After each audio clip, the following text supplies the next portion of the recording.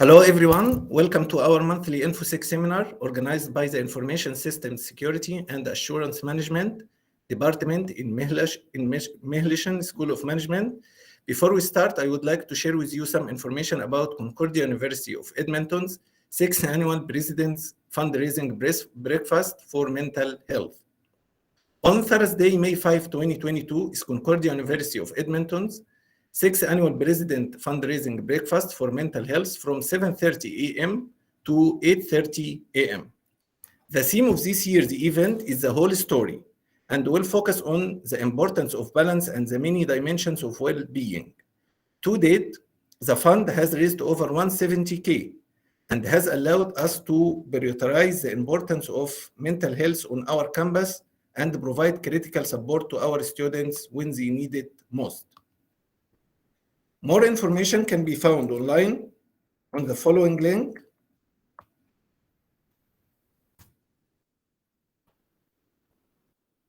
And we encourage everyone to register online. And if you cannot make it, here is the link to donate online.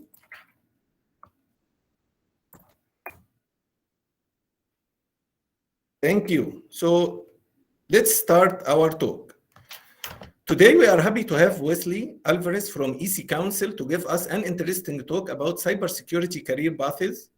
Wesley has been working in secondary and post-secondary education environments for over 14 years and has focused on strategic cybersecurity program development in compliance with academic and industry accrediting standards.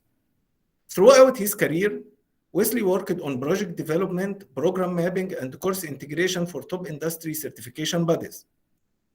Including CEC-council, he has supported CEC-council's cybersecurity education initiatives from 2008 to 2014 via Exopress Publishing. And in May of 2014, he transitioned from Exopress to CEC-council to lead CEC-council academic division.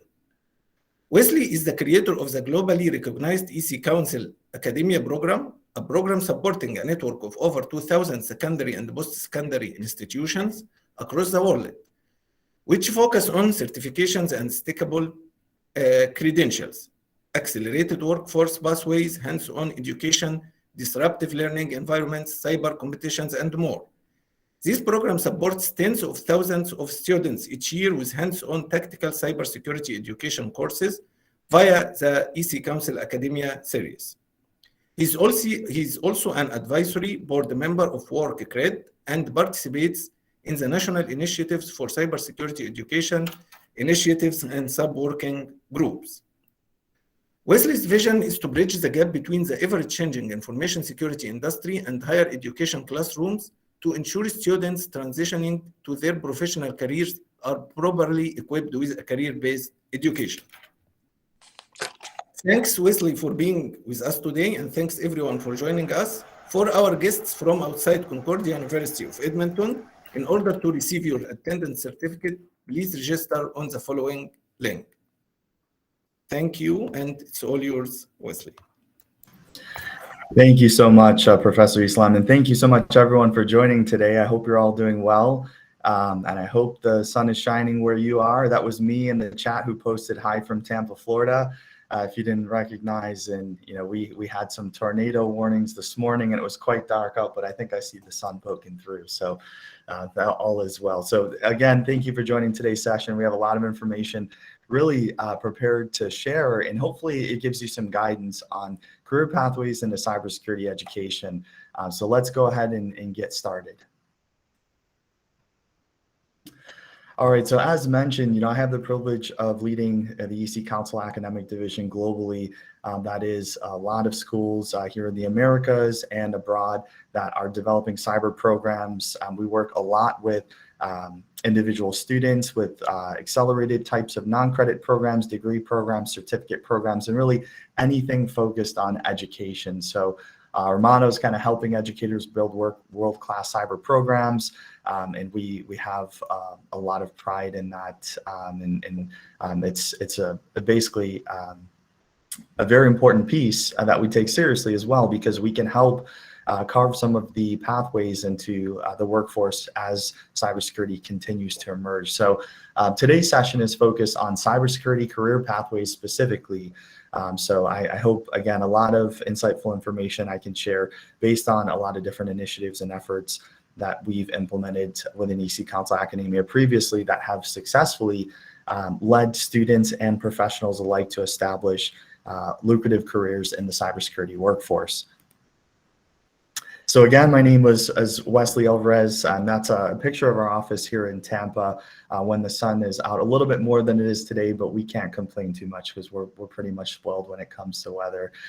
But my goal in the next hour or so is really to give you guys some insightful information, to show you a couple of cool technologies and platforms, but basically explain some common approaches to getting involved in cybersecurity, and common approaches based on technologies and pathways that EC-council has derived, as well as our experiences with working with a lot of students and professionals. Cybersecurity, just for everyone on the call, is always a continued type of career. So there's a lot of different environments, a lot of groups that I've been involved with, and the general consensus was really never stop educating, never stop learning as someone who's in IT or cybersecurity, because there's always more and more as technology advances that we need to be aware of, from the latest exploits to different types of tools and tactics. And those are all really neat things that we have a lot of fun providing educational resources on as an organization. So if you're not familiar with EC-council, I'll provide you with a little bit of information up front, and hopefully this will shape our discussion today. And I will say as well, for those of you that are interested in sharing information in the chat, putting questions in there, I'll pause kind of throughout the session and see, all right, are there any questions? Are there any comments? And I'd love to take those as we go on. But if you're not familiar with EC-council, EC-council stands for the International Council of E-commerce Consultants. We were founded in 2001. We are naturally a cybersecurity certification body and education technology organization. So we are the owners and creators of the Certified Ethical Hacker certification. If you've heard of CH before, that is our certification that we developed in 2003. From that point on, we really started to align tactics and skills to workforce frameworks. And a lot of those led us into the private sector, specifically with the U.S. military. We started working with the Federal Bureau of Investigation, or the FBI, as well as the U.S. Department of Defense in 2010, when we started to get accreditations for our certifications, and government employees were mandated to take certification courses like CH in order to maintain their existing job roles that were focused on either information system structures or anything that was focused on cybersecurity in a specific category. So since then, we've developed a little over 20 stackable credentials, as we call certifications. We tend to focus more on the tactical element of cybersecurity. So our courses will be 60% hands-on, 40% lecture time, which means most people spend more time in the lab range, working through trial and error, real systems, real time. We want to see how things react. We want to see how different exploits react from the attacker's position, and from the defense position, and from the victim position. So all of these different types of areas, we provide resources to support across a broad range, which we'll get into a little later on in this session. So if you're seeing some of the EC-council global brands as well, I had mentioned, certification body and EdTech organization, but really, we are just cybersecurity enthusiasts. So we do different types of virtual events like Hacker Halted, which is this October. We've done cyber competitions. We actually just ran one today. Last week, we do CTF competitions for colleges and universities, and a number of other resources, from asynchronous videos to certification resources, lab technologies that can help you either get started or progress in your careers for cybersecurity as you're completing your degree.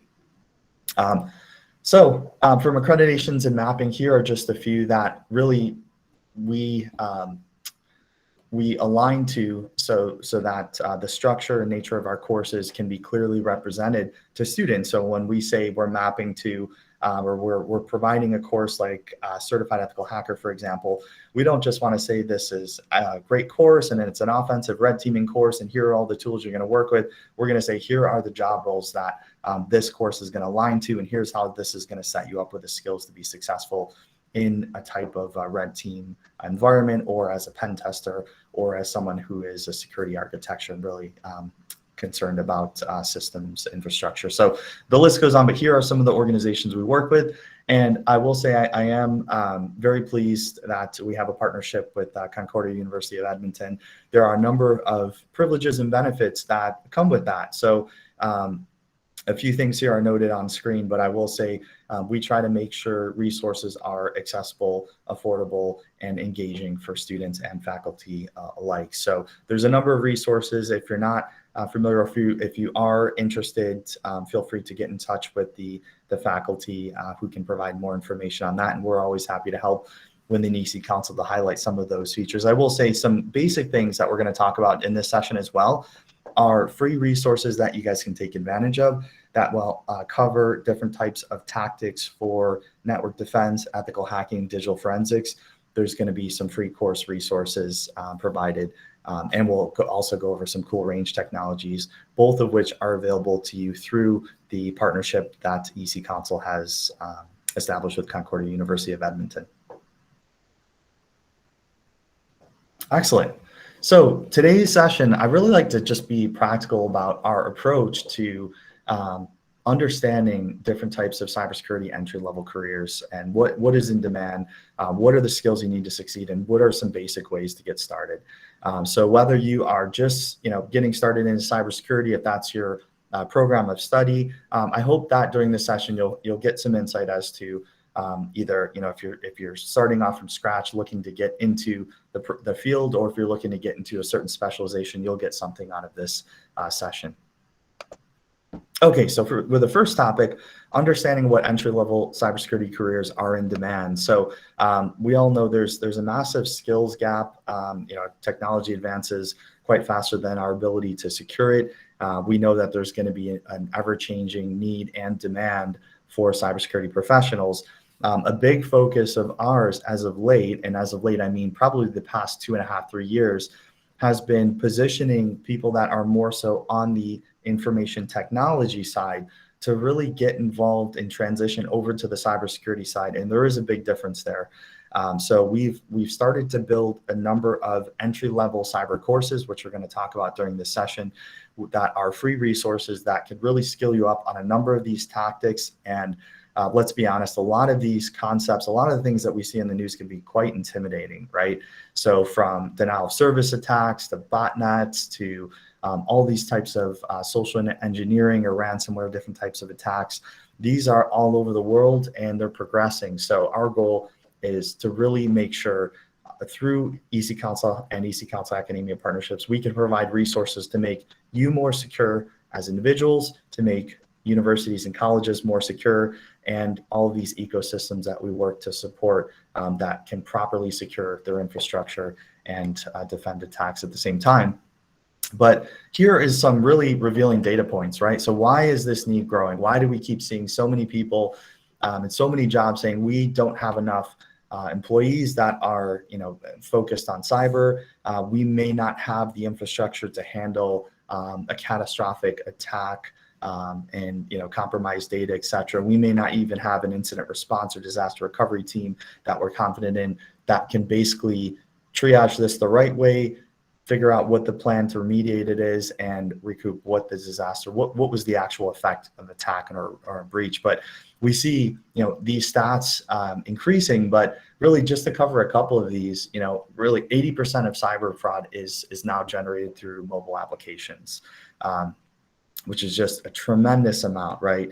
We know, the stats are going up every 39 seconds. A cyber attack takes place worldwide. 43% of cyber crimes are against small businesses, which presents a huge need for small businesses that may not have the budgets or funding for security infrastructure and may have to outsource that to an organization.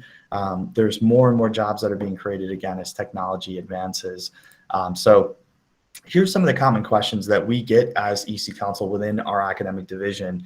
And really, we have a privilege to work with students, as mentioned, both at the secondary and post-secondary level. And our goal is starting cybersecurity education off as early as possible. I wish half of the resources that are out today were available to me when I was in high school, because things would have been much different. I probably would have been able to start all of my education, earlier and picked up more and really focused on refining my skill set. But here are some of the common questions we get from people.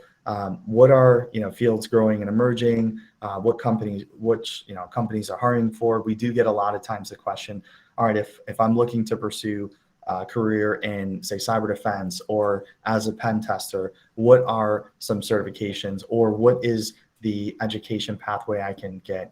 And I want to mention something specifically, and even as a certification body, there is nothing that can replace an academic degree. There are accelerated pathways that you can get there, but an academic degree and certificate programs of that sort are invaluable, and that's what we're passionate about within EC-council Academia. So it's great to see all of you involved there. But with these common questions, really our approach is, where do you start, right? So whether you're starting as a career changer, which we saw a lot of those in the past 2.5, 3 years, contacting us and getting involved in re-enrolling in college to focus on IT or cyber, and figuring out, all right, how do I reposition my skill set? But these are some starting points that are very practical. So you have heard the term red team and blue team before. So network defense being a blue team type of category, and then digital forensics also respectively on the blue team side, although slightly different. And then ethical hacking, red team, which most people and most students we get often are very intrigued by the red team side, the actual hacking, pen testing side.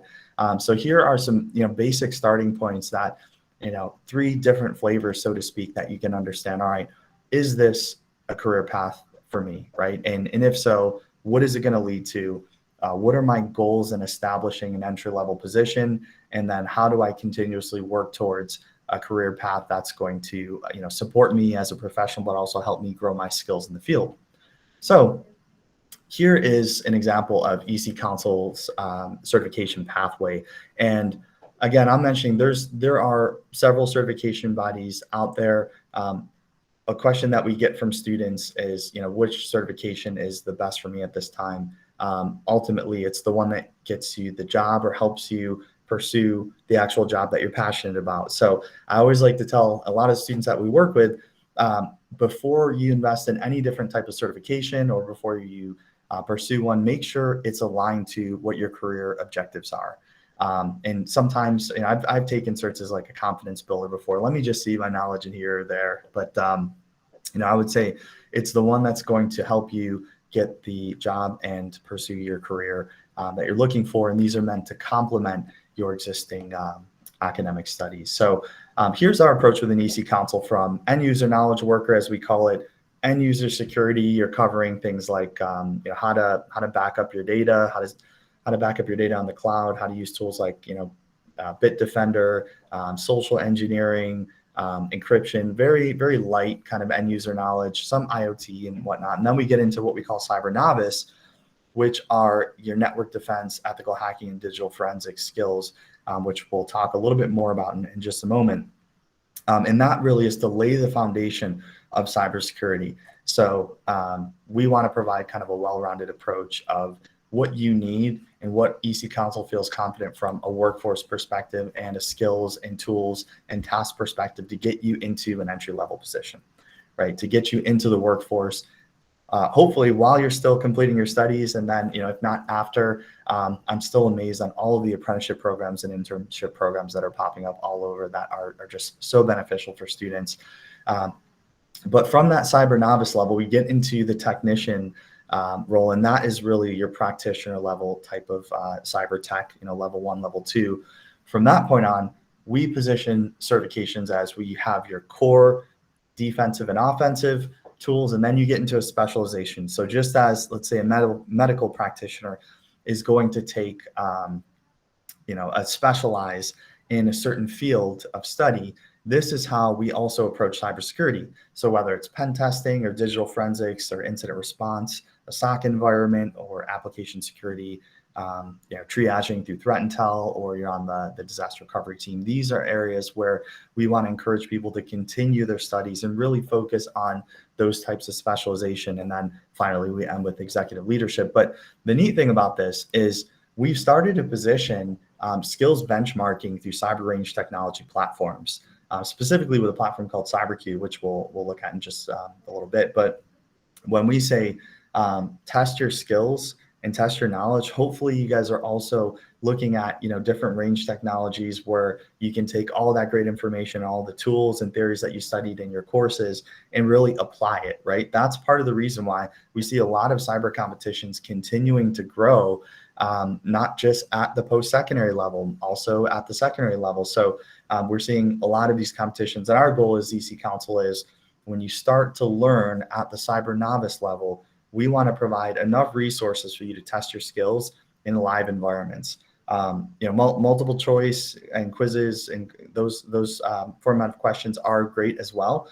But our objective is if we can align a number of different cyber challenges and CTF environments and actually map those to workforce roles, you are going to have a better understanding of where your skill sets are. But I might prefer, red team offensive, but maybe my skill sets are on the defensive side, right? Or maybe my skill set is a little bit more reactive than aggressive. So there's all these different ways that we can help. We've been building technologies and helping students identify where their skill sets are. So this is really our general approach to certification as far as CEC-council is concerned.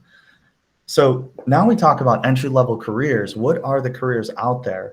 And why are so many, level 1, level 2 roles, being posted by big organizations? We see a need for these. People want to not only get students involved at the entry-level role and help continuously develop their skills, but really a lot of help desk technicians or network administrators or anyone involved in the network. It's kind of computer support specialist. A lot of times that's kind of your first line of defense. So students that are skilled and that can understand, that can communicate well as well, because soft skills is a big portion of these roles, knowing how to work with other team members and knowing how to properly communicate and convey what's actually taking place. As far as security, these are some of the top roles that we see in terms of entry-level cybersecurity roles. So that brings us to our next topic, exploring the various skills required to succeed. So again, the way that EC-council positions through curriculum and technologies is through accreditations and mapping, because we want to focus on knowledge, skills, and abilities. And those knowledge, skills, and abilities are important because those will ultimately link to a workforce role. So for example, a cyber defense analyst using Certified Ethical Hacker, that course is positioned in various ways to help professionals and or students get involved into the cyber defense analyst type of position. And it's very intentional on the knowledge, skills, and abilities that are required for a role like that. So when you're looking at, as a student, I remember applying for a number of jobs. I'm saying, well, do I qualify for this? Do I know this? What if I don't? Is that a bad thing? Should I still apply? All of these different types of aspects, I think, really knowing what your skills are and properly conveying the tools that you've worked with, the different types of scenarios you've worked with. These are what a lot of employers are looking for. Can a candidate actually explain to me what they know, and how can I prove that? That's really practically what it comes down to. And that's from several years of experience working with advisory boards that have been recruiting students, is all about, communication, being able to explain where your skill set is, being honest about what you may not know, but also being confident in what you do know and what scenarios and tools you've worked with, especially if it's with a more kind of technical cyber role. So we try to be intentional on that. And this is also really revealing what employers are actually seeking, right? So if we take a look at a private sector role, and private being industry, we see entry-level X-Force Red penetration tester, right, from IBM, and this is a stateside role. But I would also like to reiterate that these skills and behavioral traits are equally important. So if we look at this job role perspective, for example, verbatim, what do we look for in a successful entry-level X-Force Red penetration consultant? And you have this bulleted list.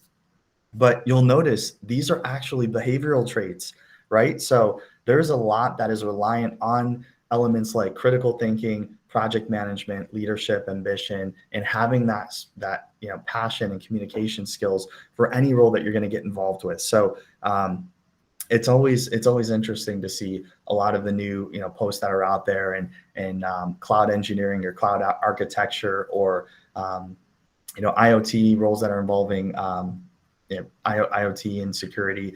And a lot of these behavioral traits, as you're going to notice, are constant, right? So this is also another area as you're pursuing entry-level careers to focus on those behavioral traits that really that you excel at. So okay, let's kind of change gears and get into cybersecurity skills acquisition. So how do we actually position as EC-council skills acquisition?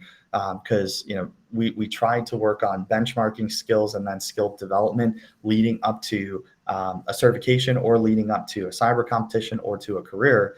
Now, we take the perspective from individual courses, industry certifications, lab challenges, and ultimately competitions where you can test those skills. And sometimes it's just a red environment, or it's a red versus blue, or just a blue environment that we set up those competitions for. But really, it's all about skill development, testing your knowledge in an unconventional way. Oftentimes working with team members is how you're going to actually prepare and set that scenario for the real workforce as well. So because you're going to have to really work on together as a team in many scenarios. So we position this through CyberQ. So we have learning and flag submission challenges that are really set up for an individual kind of single player CTF or capture the flag type of environment, or multiplayer, or team versus team. So these are great ways to really test your skills. And I'll say the number one thing that we hear from students is, I don't know how I would actually do, right? How do I know I'm going to do well? How am I going to know I know all of the information, I have enough knowledge to be successful without this being maybe a demotivating type of experience? And there's, the best way is just try it. Just, look at the objectives for a capture the flag type of competition, whether it's through EC-council or anyone else. I always say, look at the objectives, because you want to make sure it's clearly presented in the competition, right? So what we will do is we'll clearly present a scenario, a number of objectives and skills that any candidate taking a CTF environment could essentially be that could help them understand, is this the right CTF for them or not? And we'll take a look at the CyberQ environment in just a moment. But for team challenges, these are when it gets really fun, because you get to take all of the things that you learned in the classroom and really apply it as a group, use each other's skill sets, and really do that to succeed. So here's an example of what we did in Orlando, about an hour away from where we are here in Tampa, with a group during COVID, just doing a CTF environment. We had our first place winner that we donated scholarships for, so they could continue their education. And it just makes for really, really neat environments as you work together as team members, and really kind of test your skills and learn from each other as well at the same time. So I was mentioning individual challenges. We have designed over 300 different types of challenges, red team, blue team. We have offensive, defensive challenges, and a number of different ways that are basically hour-long challenges. And these help you understand, all right, am I actually, they're great scenarios, but it helps you understand, am I actually learning, how do I harness the skills that I've learned, the tools that I've learned, the tactics that I've learned in a live environment when the clock is ticking, right? It's a lot different than just, kind of studying the content. It's the application phase, right? We want to apply our skills and knowledge that we know. So let's take a look before we access some of the learning pathways at CyberQ. So, okay. So the range technology, for example, with CyberQ, is positioned with a number of different experiences, and as we call CTF, right, capture the flag. So there's resources in here that are going to be able to help you understand a proper scenario or a proper objective. So we'll take a look at one, for example, and this is going to give me kind of a scenario and a description. It's going to tell me, the difficulty measure, how many flags are in there. This one just has one, must be a tough one. And then Windows event logs is the tag it's focused on. It's a 60-minute competition and 10 points. So these are single player experiences, but we've actually built these for a number of different types of essentials courses as well. And we'll talk about that cyber novice tier in just a moment as well. But the essentials courses, our goal is to provide that foundation entry level type of knowledge across those 3 domains that we covered. And then we want to test their skills. So we go in, we see our red team, our red team console, our TAC console. So we have a Kali box. This one is specifically designed as a hospital hack, red versus blue environment. So there's another Linux machine, and then we have an open EMR, a medical records machine, where we're actually going in and attacking the system to retrieve medical records. Obviously, there's a phony medical records, but it helps you understand the phase from an attacker's perspective. And then we have our flags and questions on the side. So we have our red flags and we have our blue flags. So these are the types of environments that we believe will be more prominent as cybersecurity education continues to evolve and really help identify skill sets for students and help reinforce the knowledge. So, all right, moving on from the actual CyberQ environment, let's talk about some free learning pathways to get started. So we looked at the cyber novice component for a brief moment, and we knew that, all right, network defense, ethical hacking, and digital forensics were 3 key components that we were focusing on. And this is really intentional because, again, how do we transition someone starting off with no knowledge in cybersecurity over to being able to be a working practitioner in the field starting at an entry-level role? And, we wanted to do that with no knowledge and also elevate the certain professionals and people that are studying more so on the information technology side. So this is a free courseware series that we've made available. And, we said, let's take a look at CyberQ. We looked at CyberQ just a moment ago, but I'll talk more about that Essential series. So hold on just a moment here, and we'll revisit the actual Essential series component there. So the Essential series is going to do a couple of things.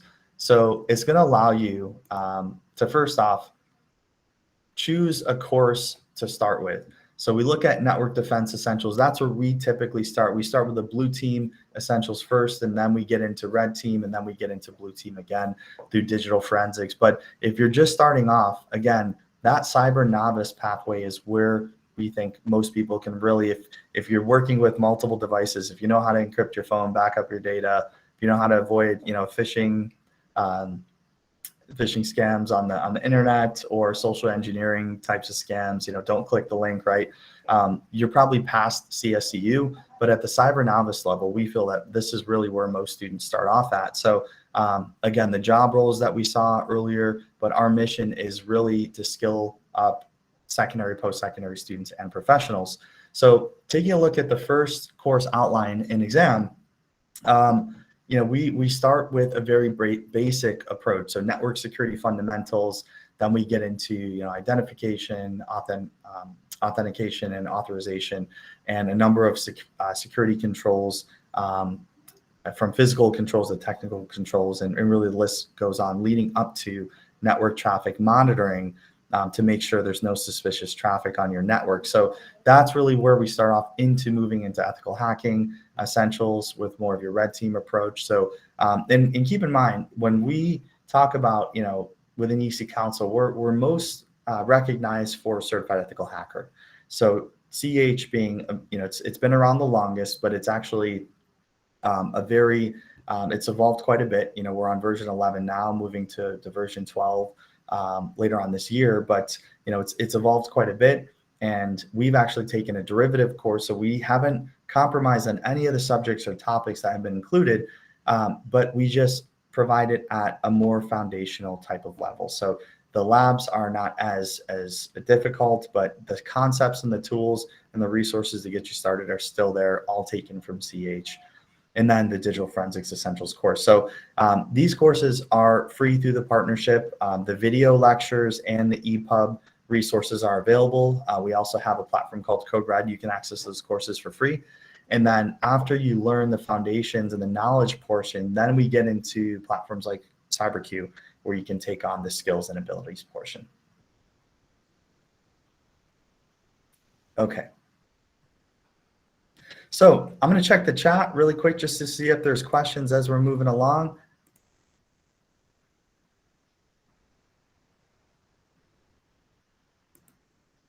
Okay, no questions. Quiet group.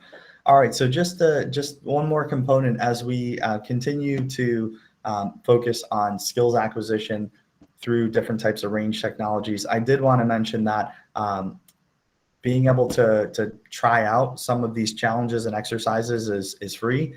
You can do that through CyberQ. It's cyberq.io. It'll have you set up a username and password, and then there's a number of free challenges, including the hacking challenge that we just looked at, the medical hacking challenge, red versus blue, the hospital hack. And you can access that and a number of other challenges for free just to kind of test your skills. Some of them are very basic. I think the hospital red versus blue hack is probably one of the more intermediate type of level challenges that are in there for the free components. But I'd say go and explore, take a look. You're more than welcome to access those free challenges and see, all right, where are my skills at, and how do I really measure where to go from here.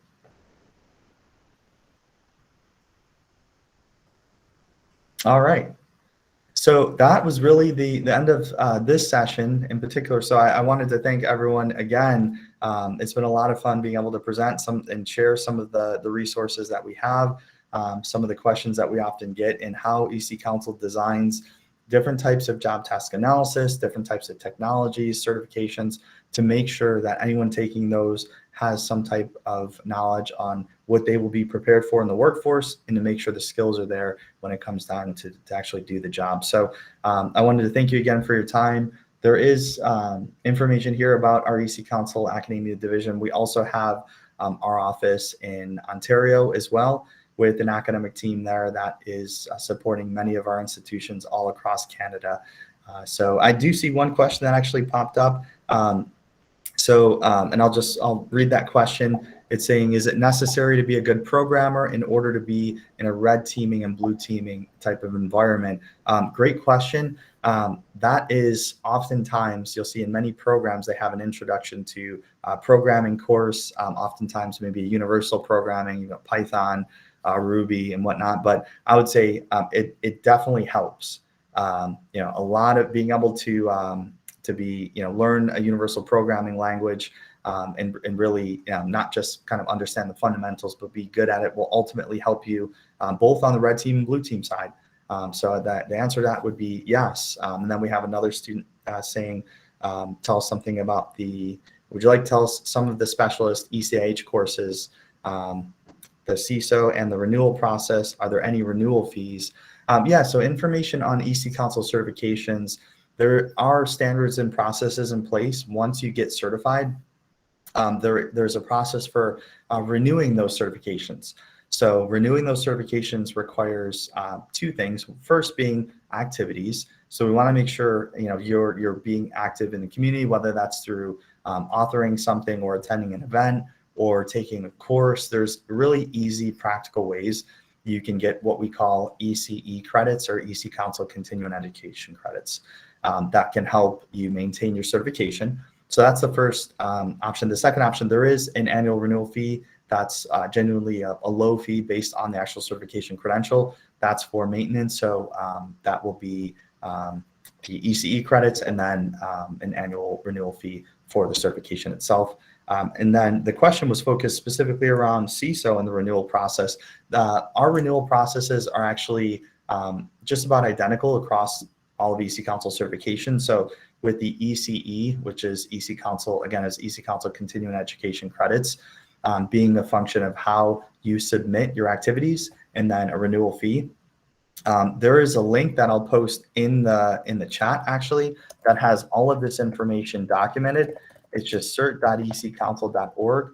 That's EC-council's official certification website.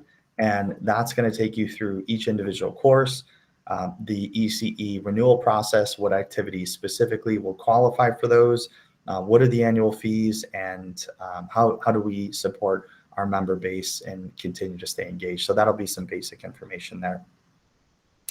And then another question, and thank you for all these questions, by the way. Another question is, how does CEH stand apart from its parallels such as offered by Security Plus?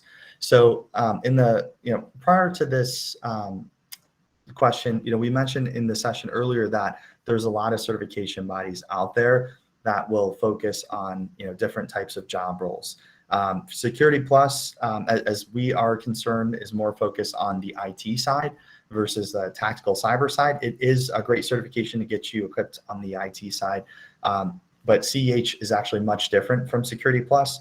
So where you're learning foundation elements such as, what is a firewall, how to protect your firewall. We are basically breaking down the doors in CEH. So 2 different types of courses, but the best thing that I would encourage you to do as you're looking at certifications, because it's really which one will help best position you for the job that you're looking for, but also which one is positioned at the right level for you to be able to help you gain an understanding of that those concepts in that certification, and also be able to add that to your resume and prepare you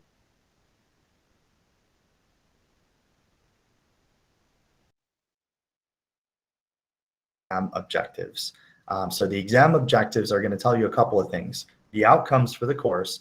So if you look at CH exam objectives, or you look at Security Plus, or if you look at some of Cisco's or Red Hat's, these exam objectives are going to give you a great amount of information on what you're expected to understand and know and prove your skill in after the fact. So that's going to tell you, all right, is this actually relevant to what I'm doing? Or is this just a nice to have, or is this going to actually help me get a job? So I really, really appreciate that question. And thank you for all of these questions, by the way. Thanks, Wesley, for your interesting talk. Any more questions?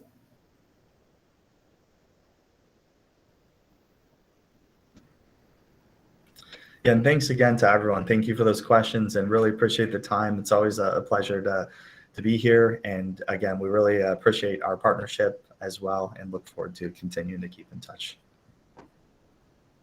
Okay. One last opportunity. Is there any more questions?